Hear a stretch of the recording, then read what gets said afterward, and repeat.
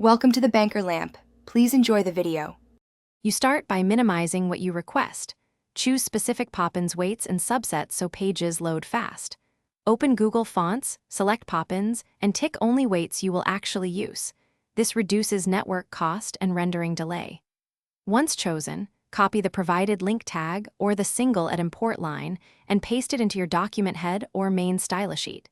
This is the only required external step to load the font. Make sure to prefer the Latin subset unless you need additional characters. Next, wire Poppins into your CSS.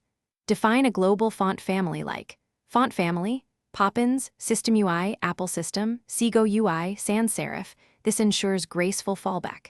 Then, specify font weight only where needed so the browser downloads just those files. Also set font display.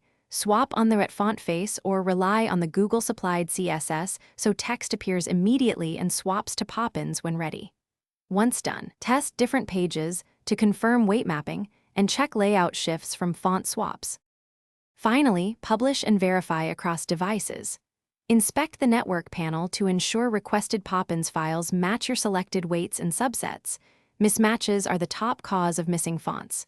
If something breaks, clear caches, confirm the link or at import URL is exact, and check that no content security policy blocks external fonts.